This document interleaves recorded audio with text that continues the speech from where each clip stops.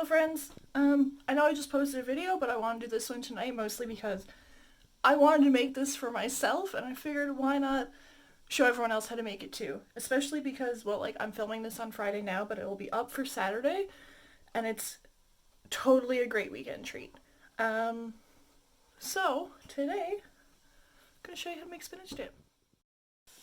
I already have it started over here. I just have 5 nuggets of frozen spinach in my pan. I'm hoping this is enough. Usually I use fresh, but I wanted to save my fresh stuff for sandwiches and cooking other things. So I'm going to use some frozen. Yeah, like I said, I hope 5 is enough. Usually if I use fresh, I just do a couple big handfuls and fill up. Not usually this pan. This pan is my big pan that I use for like my curries and stuff, but my other medium-sized pan, fill that right up, and then that'll all wilt down. The only difference between using the frozen and the fresh is that the fresh, once it's wilted down, has to be cut up, or else you're just going to get really long, stringy strands of spinach, and you don't want that. There's only really 3 actual measurements in this recipe. The rest of it is literally just whatever measurements your heart desires, as with a lot of cooking. I'm sure if you went and searched a recipe, it would tell you different, but honestly, I've made this enough times now that, like, after the first 3 steps, the rest of it is literally just what you want to do. So, the main ingredients are cream cheese. You're going to use a whole block. I've learned the hard way that this Diet cream cheese does not work.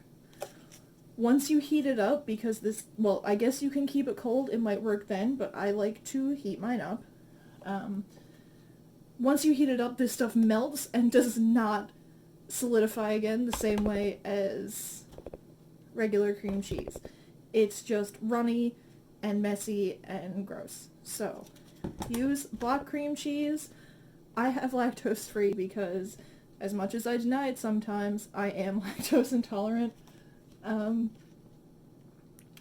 Sometimes I don't care, and I'll eat stuff anyway, but there's a lot of what could have lactose or dairy or whatever in this, so I'm gonna make the base of it lactose free. So, cream cheese, sour cream, you'll need a half a cup. Mayonnaise, you'll need a half a cup. Actual brand name mayonnaise, not... well, you want mayonnaise and not salad dressing, but actual name brand, not store brand mayonnaise, will not have milk ingredients in it, or it shouldn't. For the most part, your mayonnaise should only be eggs and oil. This has a couple other things, I guess, to make it more shelf stable, but you want a good mayonnaise, basically. Don't use Miracle Whip. You don't want that. And your last main ingredient is cheese. I've left this cream cheese out on the counter for a while I watched a couple YouTube videos and I did my dishes and stuff, so it is a bit squishy. And usually room temperature or softened cream cheese is a lot easier to work with different things. I'm just going to break this apart because I don't want to get a knife right now. If you break it or cut it into smaller pieces, it'll just be easier to blend up. I'm going to use my hand mixer, but if everything is soft enough, you should be able to just do it with a spoon. It's going to take longer and be a bit more work, but I have done it before. It is possible. Okay, so I used my mixer on the cream cheese. It's nice and beaten up. So then we're going to add half a cup each of our mayonnaise and sour cream. And we're also going to grate some cheese. not as prepared for this video as I usually am. That's why I keep stopping it to do things. I'm just going to use this 1 cup because there is a ½ cup measure in there. I'm going to measure out ½ cup of each.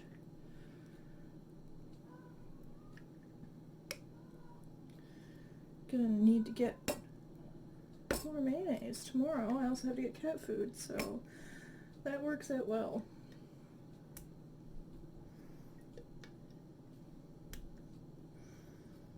It's disgusting. I love mayonnaise on things and in things, but just like mayonnaise by itself is kind of disgusting. Not gonna lie.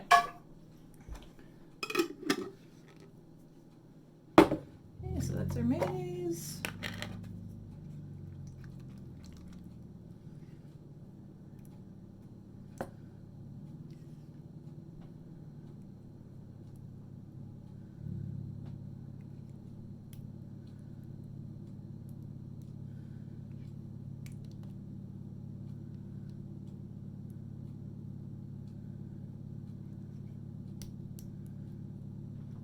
And a little bit.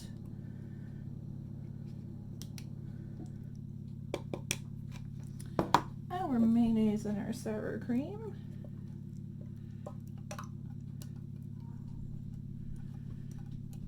Into the bowl. Yes, Obi. Yes.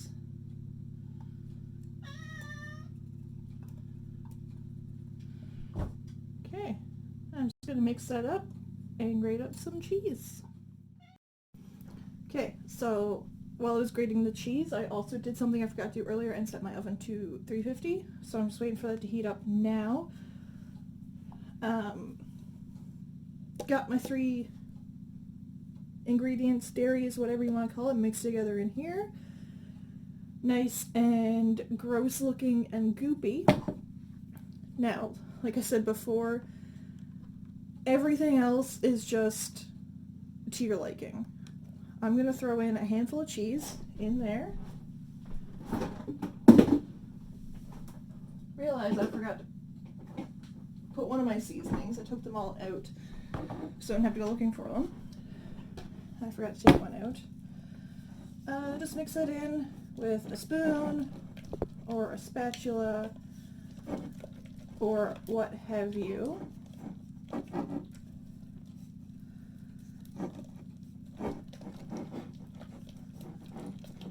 You don't want too much in there, but as you can see, like you can, I don't know if you can see, you can kind of see the orange in there mixed in with all the goopy goodness. You do want a bit of extra cheese because we're going to put that on top of the dip after it's in our oven safe dish. I forgot the word for dish there for a second. Now our seasonings. I like to do a couple different seasonings. At least do salt and pepper. If nothing else, salt and pepper. Always. On top of the salt and pepper, I like to add in some garlic. Garlic powder, I should say. Onion powder.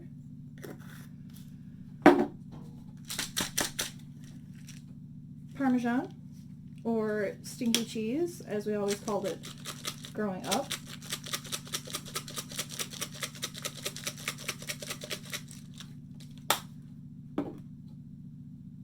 And a little shake of paprika.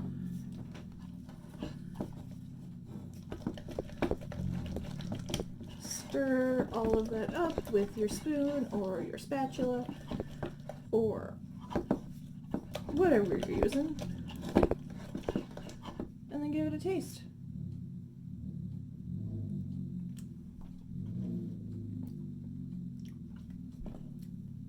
It's absolutely perfect. It's exactly how I like it. Okay, so you can really put this in any kind of a oven safe dish that you would like. I like to put it in my pie plate. I don't know why, I just do, and I do it every single time I make it.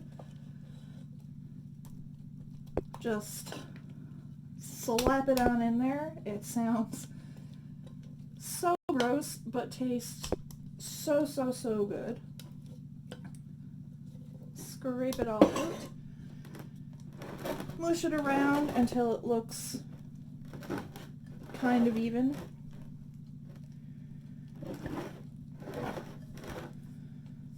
Even-ish, doesn't matter. It's gonna taste good either way. I'm usually someone that's all about presentation, but when it comes to a dip, whatever.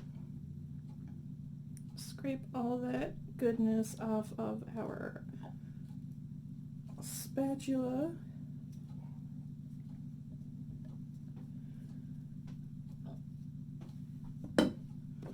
And then we add our cheese on top. I don't like to make this layer... Guys, I forgot to put the spinach in. Okay, so we have our spinach in and we just fold it in with our spoon. It's a good thing there was also cheese in this because I just scraped it out of the pie pan and flopped it back in here and stirred it all up with the spinach in it this time. Brittany, if you're watching this, one, I hope you are because I love you. And two, this is your fault that I forgot the spinach because you texted me about your Animal Crossing character giving you his nasty ass bath towel, and it made me laugh so hard that I forgot what I was doing. So,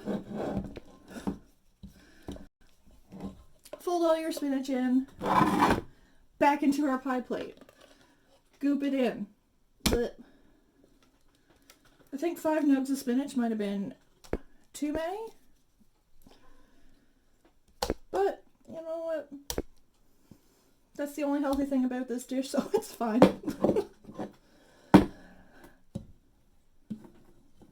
I've been putting off making spinach dip during quarantine because I know I'm going to eat the whole plate of it. And I don't want to, but I wanted to treat myself today. So we spread this back in. I might need to grate a little bit more cheese to go over the top because some of our topping cheese went into the dip after. Scrape off our spatula again.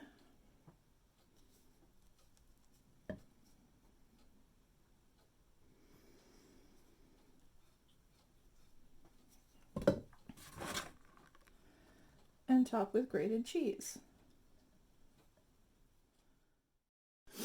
Okay, so our spinach is in the dip, our cheese is on top, into the oven at 350. I want to say about 10 to 12 minutes. You just want everything heated up and the cheese on top to be melted. And like I said, not too much cheese on top. Like, you can do what you want.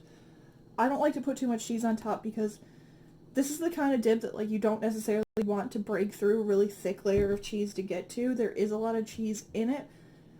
There's a lot of dairy and other stuff in it, so too much cheese on top just might make it a little bit too much, but that's my opinion. You can make your spinach dip however your heart desires. Since this was super quick, I'm going to toss this in the oven, and I'm just going to make some naan chips to go with it. Yeah, you can use tortilla chips if you'd like. You can make tortilla chips out of tortillas if you want. I've done that before, but I like to do mine with naan bread chips, and I'll just whip those up real quick as well while this is in the oven. Okay, so I got my little naan bread rounds that I picked up earlier. These are great to have because I also make curry a bunch, or these can be used as bread for sandwiches, and naan bread is just so good. I'm going to cut up 5. I think it might be too many, it might not be enough. But that's what I'm cutting up for now.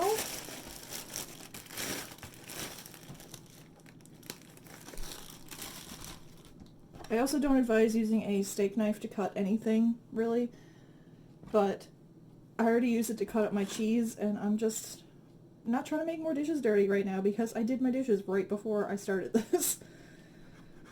Okay, so I just like to cut these in quarters. Sometimes I'll cut them in 6, depending on how many people I'm feeding with this spinach dip. I like my naan chips to be bigger if I'm just doing this for me or me and one other person. But if I'm doing this for a crowd, I usually make them a bit smaller so they last longer and there's less double dipping.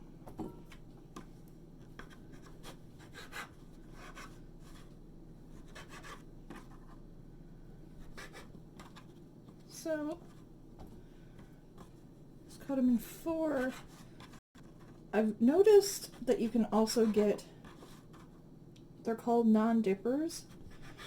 They're like little tiny naan breads that are about this size, like full naan breads, not just quarters, and that's super cute.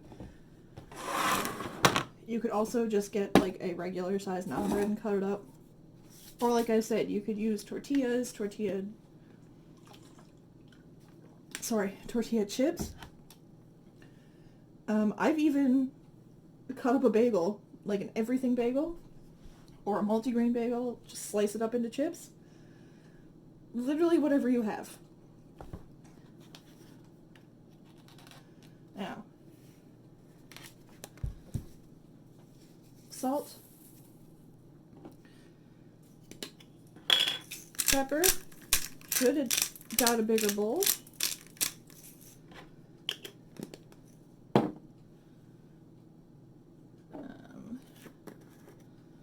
Onion,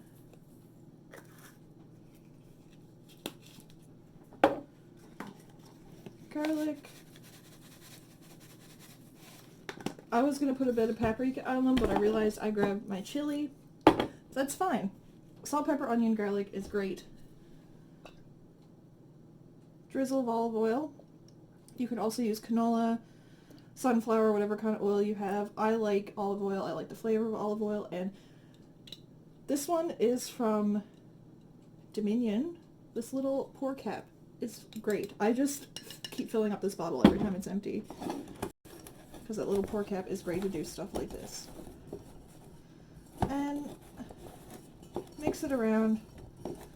Make sure there's seasoning on everything.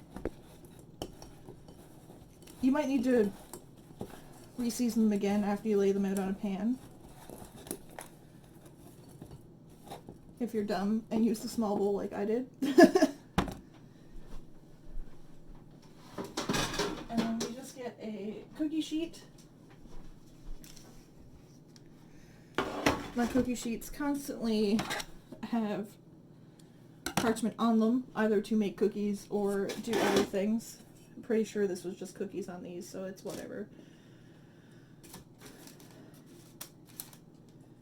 And you just lay out your naan breads. I'm going to need to season these again, I can tell.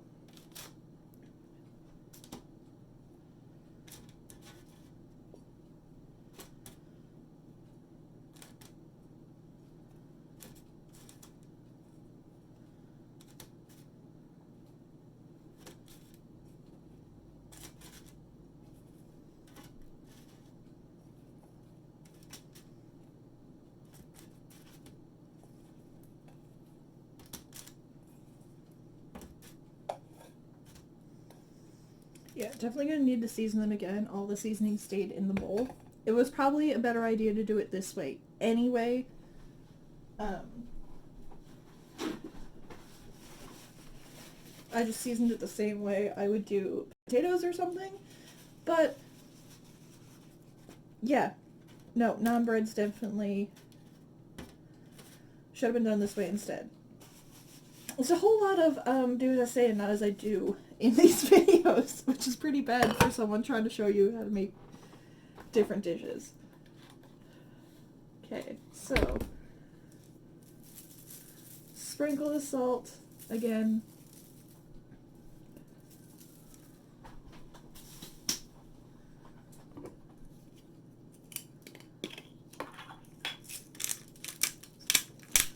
Bit of pepper.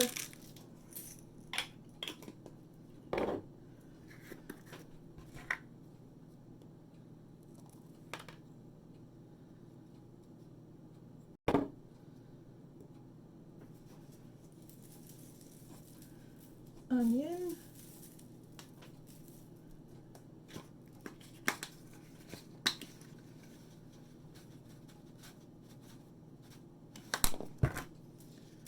Garlic.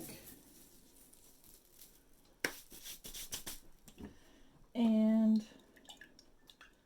a drizzle of oil. This oil will help them crisp up while they're in the oven.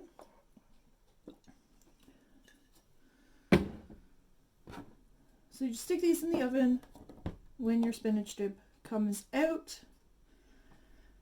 I'm going to try for 10 minutes at first because I'm not 100% sure how long to put them in, but when I take everything out, I will tell you exactly how long I left it in for. The pita chips were in the oven for 10 minutes after I flipped them. I want to say about halfway through, but it was the length of Welcome to the Black Parade because that's what I was listening to in between. um, and yeah, there you have it. Some crispy pita chips. They smell so garlicky and delicious. And spinach dip, a great weekend treat. You might have this stuff in your fridge, you might not. I usually do. That's because I like to cook and bake a lot. But super fun, super easy, and I guarantee you it will be delicious.